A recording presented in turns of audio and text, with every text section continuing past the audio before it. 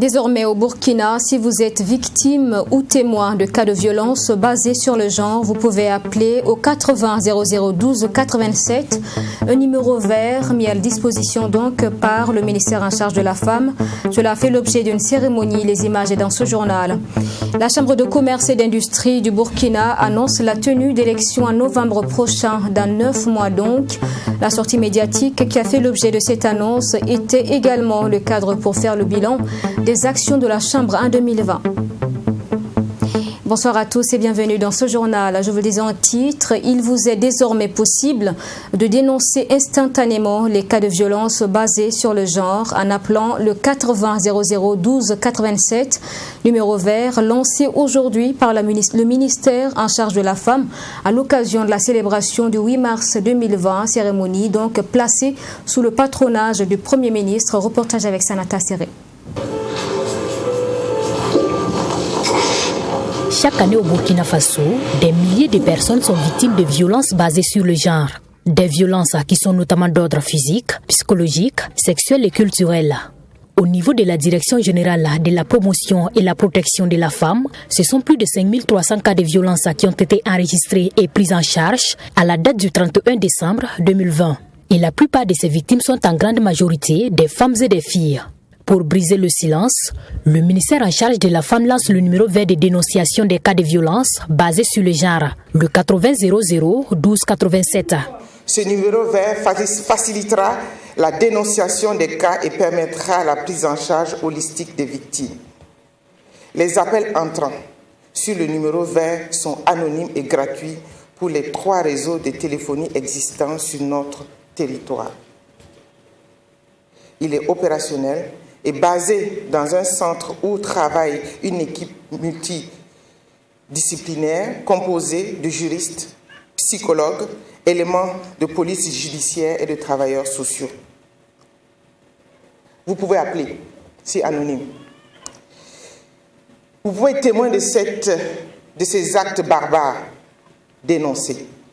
Parce que nous savons le plus souvent que les victimes ne dénoncent jamais, elles ne se plaignent jamais. Le Premier ministre Christophe-Marie Dabiré, patron de cette cérémonie de lancement, a félicité le ministère de la Femme pour la mise en place de ce numéro vert qui va beaucoup contribuer à la lutte contre les violences basées sur le genre. Le lancement de ce numéro vert est un appel à l'ensemble de la population. Il faut briser le silence. Nous avons fait adopter des lois concernant la protection du genre des femmes et des filles de notre pays. Mais comme la ministre l'a dit dans son discours, pour pouvoir appliquer les dispositions de ces lois, il faut que les autorités politiques judiciaires soient au courant de ce qui se passe derrière les murs des familles. Nous sommes tous interpellés. Il ne faudrait pas qu'on dise, oui, il y a des choses qui se passent dans notre pays, le gouvernement ne fait rien, mais il faut que le gouvernement agisse s'il est au courant. Nous avons donc le devoir tous de nous mobiliser pour lutter contre les violences basées sur le genre. C'est une interpellation. Ce numéro vert existe, utilisons-le. C'est un pas positif que nous venons de poser dans la lutte contre les violences basées sur le genre. Cette initiative du département de Marie-Laurence Ilboudo a bénéficié du soutien des partenaires techniques et financiers. Le lancement officiel de ce numéro vert de dénonciation des cas de violences basées sur le genre, faut-il le rappeler, marque le début des activités commémoratives de la Journée internationale de la femme au Burkina Faso. Stop. La Chambre de commerce et d'industrie du Burkina fait le bilan de ses actions de l'année 2020 et annonce la tenue d'élections en novembre prochain. Lors d'une conférence de presse aujourd'hui, l'opinion publique a eu droit donc au point des actions de la Chambre durant l'année écoulée, un point jugé satisfaisant comme il est dit dans ce reportage signé Abdourahmini. La Chambre de commerce et d'industrie du Burkina Faso dresse un bilan satisfaisant des actions 2020 en dépit du contexte sécuritaire et sanitaire difficile qui a ralenti l'activité économique. Parmi les actions menées, la poursuite des travaux de réhabilitation du port sec de Bobo-Dioulasso, la construction d'un parking pour les gros porteurs au Bénin, la construction d'un campus consulaire et l'opérationnalisation de la microfinance Safin SA. En gros, le plan stratégique de la mandature 2016-2021 connaît un taux d'exécution de 91% en 2020 contre 80% en 2019. Le secteur privé burkinabé s'est montré dynamique et résilient. Sa contribution à la mobilisation des recettes fiscales et douanières a atteint le seuil de 1439,6 milliards de francs CFA contre 1424,9 milliards de francs CFA en 2019. Ce dynamisme a suscité la création de 15 643 nouvelles entreprises contre 13 137 nouvelles entreprises en 2019. Le bureau de la Chambre consulaire annonce l'organisation d'élections en novembre prochain, ce qui marque la fin de son mandat quinquennal. Et le président appelle déjà à des élections apaisées. J'invite donc l'ensemble des opérateurs économiques à privilégier le dialogue et l'intérêt collectif pour des élections apaisées, démocratiques et transparentes. Je sollicite également, et de façon toute particulière, l'accompagnement des médias dans la mise en œuvre du plan de communication électorale. Le bureau consulaire se félicite de la résilience des acteurs économiques qui a permis d'engranger des résultats jugés satisfaisants.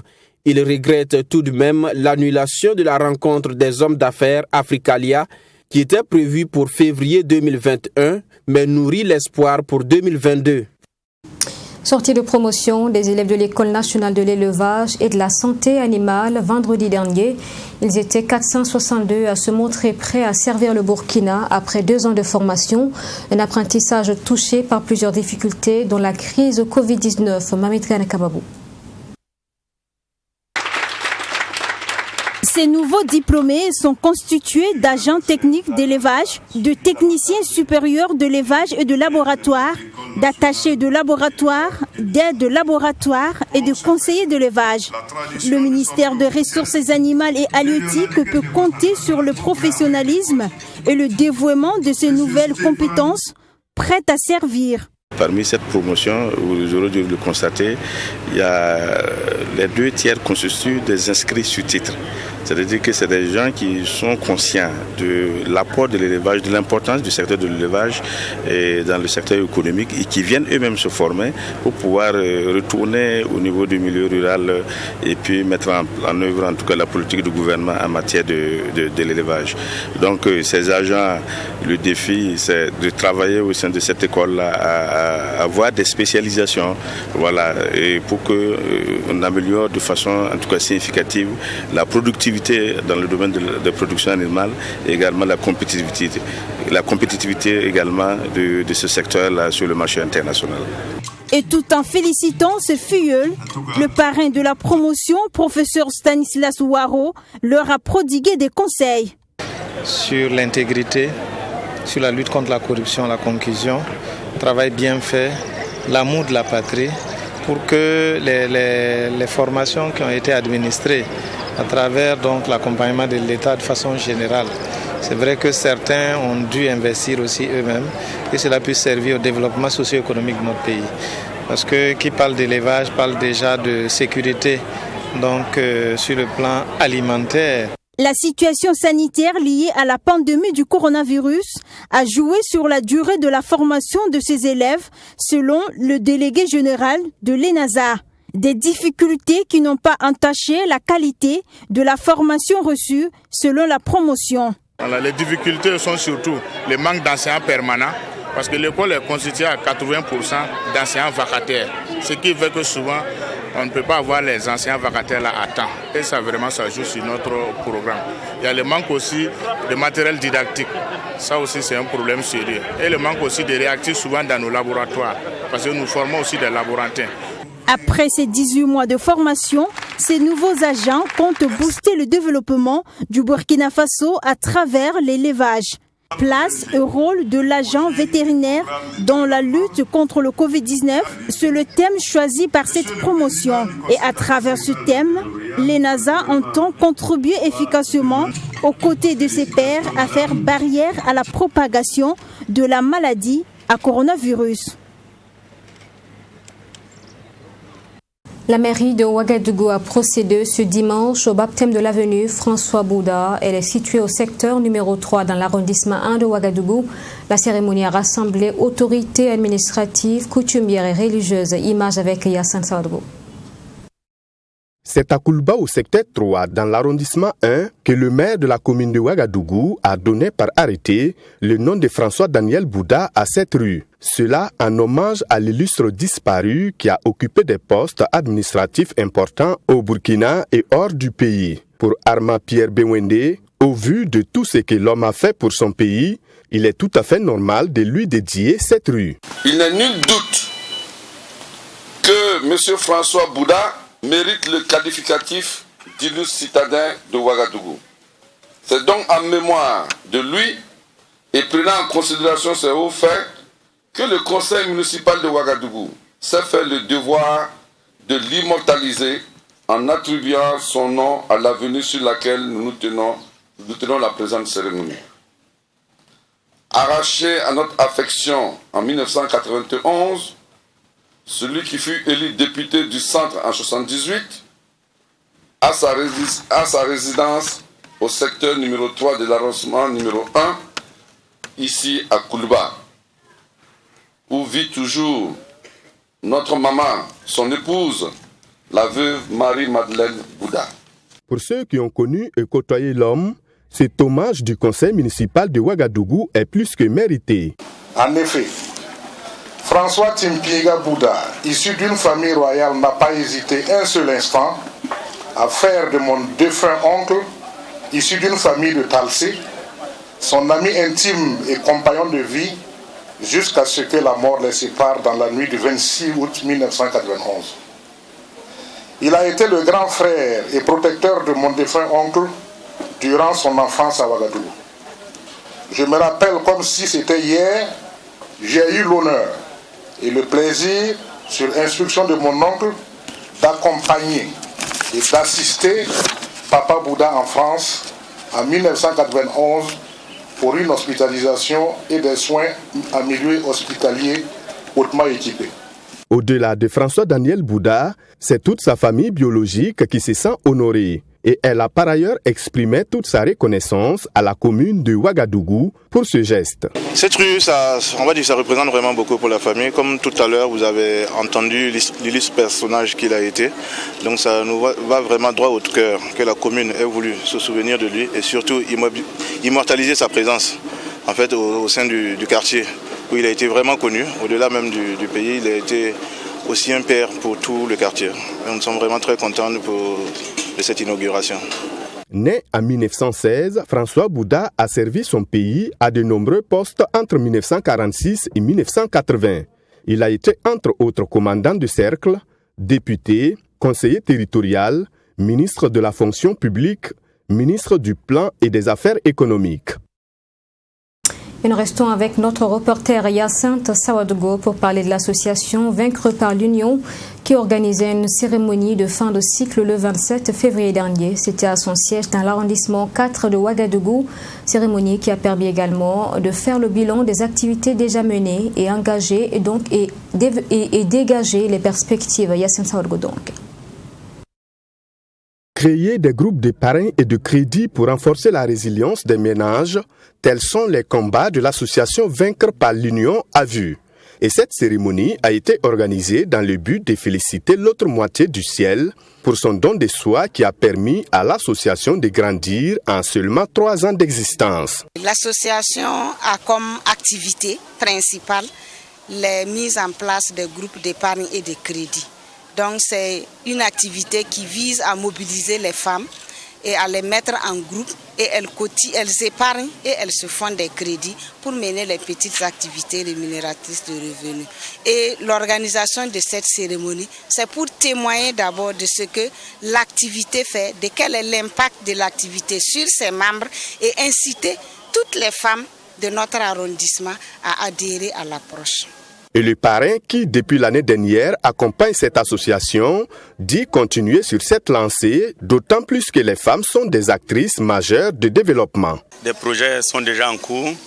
Nous avons déjà pris certains contacts parce qu'au-delà de 3 ans, elles ne doivent pas rester dans ce système de petits crédits qu'elles se font entre elles. Elles doivent aller vers les institutions de microfinance. Nous avons déjà commencé à prendre des contacts avec les institutions de microfinance et autres pour pouvoir les accompagner de sorte à ce que ce qu'elles auront à mener comme activité puisse vraiment être très porteur pour elles-mêmes et pour le secteur, pour le développement de notre pays de façon générale. Créée en 2018 avec 35 membres, l'association Vaincre par l'Union compte aujourd'hui 264 membres. Elle a dans son programme pour cette année la formation sur le leadership et l'entrepreneuriat au profit de ses membres.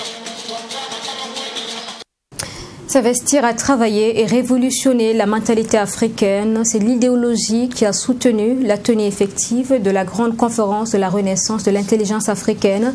Cette conférence a été pilotée par des experts nationaux et internationaux du développement personnel. C'était samedi dernier au centre Jean-Pierre Guingané. Michael Toukré.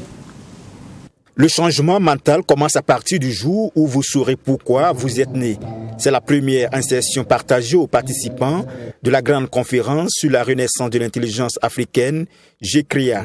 Le message à retenir est clair selon Amadi Yuga, coach en développement personnel. Il faut incessamment que les Africains prennent conscience de la mission qu'ils doivent exécuter pour le développement de leur pays. Je pense que toute lutte du moins, et toute chose que nous voulons mener positivement, même si c'est négativement, ça commence par la mentalité. On doit se réveiller et ça doit commencer dès ce soir. Parce qu'il y a du travail qui nous attend. Vous ne voyez pas que les Blancs viennent ici et puisent nos richesses et repartent. Voilà, vous êtes assis sur des mines d'or, vous êtes assis sur le pétrole. Vous avez beaucoup de matières premières qui peuvent vous aider à développer facilement vos régions. Mais il y a d'autres qui quittent à des milliers de kilomètres pour venir l'exploiter à votre place. Et au retour, vous ne gagnez rien. Voilà. Donc, voici le message clair. Tout part d'un constat d'infériorité que s'est forgé les Africains face aux puissances occidentales. Les Africains doivent donc se défaire de cette pensée, explique Amadi Yuga. Il faut qu'il sache qui il est d'abord et pourquoi il vit même. Voilà. Donc, c'est la première des questions qu'il faut se poser dans cette visite. Voilà, pourquoi je vis. Sinon, à un certain moment, tu vas constater que tu avais des amis qui sont partis, que peut-être tu avais des proches dans la famille même qui sont partis. Et pourquoi toi, tu es toujours en vie? Tu as une mission. Et cette mission, tu dois la chercher et travailler sur cette mission afin de réussir. Les participants à cette conférence ont reçu des séances de coaching sur le développement personnel de la part de 4 conférenciers experts nationaux et internationaux en propriété intellectuelle et développement international. Samedi 27 février dernier, le prix champion pour la promotion des langues nationales a été décerné au président de l'Assemblée nationale, Alassane Bala Kandé, une récompense des journalistes et communicateurs pour le développement à travers les langues nationales, RJDL donc, et c'était à l'occasion de la Journée mondiale des langues maternelles, célébrée en différé. Reportage Abdourahim Tapsoba avec la voix de Abdourahminier. Alassane Bala Kandé, président de l'Assemblée nationale, a été proclamé champion 2021 pour la promotion des langues nationales par le réseau des journalistes et communicateurs pour le développement à travers les langues nationales. Pour les réseaux, le choix porté sur le président de l'Assemblée nationale s'explique par son engagement pour la valorisation des langues nationales. Et ce prix sera désormais décerné chaque 21 février, Journée mondiale des langues maternelles, a laissé entendre le secrétaire général du réseau. Nous voulons que ce prix nous aide à briser les complexes qu'il y a quand il s'agit de l'utilisation des langues nationales, notamment au sein de l'appareil gouvernemental et aussi de l'administration. Nous voulons que ce prix suscite une prise de conscience à tous les niveaux, au niveau des élèves, au niveau des étudiants, au niveau de l'administration, pour un engouement vraiment dans l'utilisation des langues nationales, pour tout ce qui est programme et projet du développement soit compris par les populations. Ce réseau regroupe des hommes de presse en service dans plusieurs médias publics et privés au Burkina Faso. Cette assemblée générale était une occasion pour le réseau de renouveler son bureau. Et selon le secrétaire général, plusieurs actions seront menées par ce nouveau bureau. Nous faisons des sensibilisations. Je vous ai dit tout à l'heure qu'il y a un certain nombre de documents aussi, c'est tous les documents administratifs qui sont faits en français. Nous nous donnons le devoir aussi de les traduire, de les expliquer en langue nationale. Nous produisons également des émissions de sensibilisation en langue nationale. Depuis 2016, le réseau des journalistes et communicateurs pour le développement à travers les langues nationales s'est donné pour mission de promouvoir les langues nationales dans tous les secteurs. Le réseau a également émis le souhait que Alassane Balassakandé soit son interlocuteur auprès de la représentation nationale. Un nouvel espace course en direct de la loterie nationale burkinabé à Gawa. Elle est composée entre autres d'une salle de jeu de 40 places dotée de 3 écrans. L'espace a été inauguré jeudi dernier. Il était question pour la loterie nationale burkinabé, donc la LONABé, de se rapprocher davantage des populations de la région du Sud-Ouest. Détail avec notre correspondant Joseph Koudougou. Les lots aux heureux gagnants, les bénéfices au Faso. Après Oundé, la loterie nationale burkinabé a déposé ses valises dans la commune de Gawa pour l'inauguration de son espace course en direct. Gawa est un de nos centres commerciaux. Gawa est une ville historique pour nous, pour le Burkina. Et donc Gawa, à l'image de toutes les autres villes, a droit à sa salle ECD. Une chose est de jouer, mais une autre est de respecter les consignes édictées par la LONABé. Les consignes d'abord, c'est déjà que nous sommes en temps de Covid et qu'on a eu des conséquences vraiment douloureuses avec l'arrêt des activités, c'est de respecter tous les gestes barrières édictés par nos autorités afin de rester en bonne santé. Parce que tant qu'il y a la santé, les activités peuvent avancer. L'autre élément, c'est un jeu. Jouer responsable. Jouer responsable, c'est quoi? Ne prenez pas l'argent des condiments, l'argent des soins pour venir jouer. C'est pas du tout indiqué. N'abusez pas dans le jeu. C'est juste un jeu comme son nom le dit. Donc jouez responsable en mettant vraiment ce qu'il faut, en misant et la chance répondra. Cette salle compte 3 télés avec 2 guichets fonctionnels sur 3. Un rêve longtemps nourri par les parieurs qui est aujourd'hui une réalité grâce à l'abnégation de la direction régionale du sud-ouest de la LONABé. C'est un rêve qui se réalise aujourd'hui grâce à l'accompagnement de la direction générale. Les ECD, comme son nom l'indique, c'est les espaces courses en direct. Ça veut dire que c'est un endroit où il y a plus de convivialité que les clubs de dehors. Et au regard de cette convivialité, vous avez la possibilité de passer même toute la journée ici si vous n'avez pas une autre activité à faire. Parce que vous avez vu que dehors, nous parlons d'une seule course, et la course nationale. Et là, par exemple, pour cette journée, vous avez 17 courses. Donc pour quelqu'un qui vient, qui tente sa chance dans la première journée avec la première course, et puis déjà, il gagne au premier jeu, il est encore tenté pour le deuxième jeu, il gagne encore, il est encore tenté pour le troisième jeu, et ainsi de suite. Il ne va même pas voir le temps passer. Alors, et la différence, oui, c'est qu'immédiatement, une fois que vous avez fini de jouer, les gains sont disponibles. 30 minutes après, vous touchez. Cette salle ECD se veut un cadre convivial pour soulager les parieurs de la commune de Gawa et renouveler leur confiance à la nationale des jeux du hasard au Burkina Faso. Bon, on va dire le trio à Gawa là, c'est très cool, c'est bon. Avant on jouait là, il n'y a pas de course en direct là, ça nous fatigue. Comme maintenant il y a course en direct là, ça va nous soulager, ça va nous arranger beaucoup même. La même occasion a été saisie pour la remise d'un chèque de plus de 5 millions de francs CFA à un heureux gagnant de la commune de Diebougou. À travers l'ouverture de cet espace course en direct, la LONABé entend être plus proche de la population de Gawa et environnant et répondre à son 3e point de plan stratégique et développement qui est l'expansion commerciale. Dans le reste de l'actualité au Mali, l'Institut pour les droits de l'homme et le développement en Afrique tenait les 24 et 25 février dernier un atelier de formation des avocats et des défenseurs des droits des femmes et des filles maliens et sénégalais. Ils ont été outillés donc sur les mécanismes régionaux de protection des droits de ces personnes, une initiative financièrement soutenue par Foundation for Just Society. La cérémonie d'ouverture de l'atelier avec Bourema Soulou, notre correspondant au Mali. Ils sont une dizaine d'avocats et de défenseurs des droits des femmes et filles venus du Mali et du Sénégal. Ces participants à cet atelier bénéficieront de renforcement des capacités pour une meilleure défense des causes des femmes et des filles. Nous sommes venus ici pour offrir une formation à des avocats et autres défenseurs des droits des femmes et filles en provenance du Mali et du Sénégal.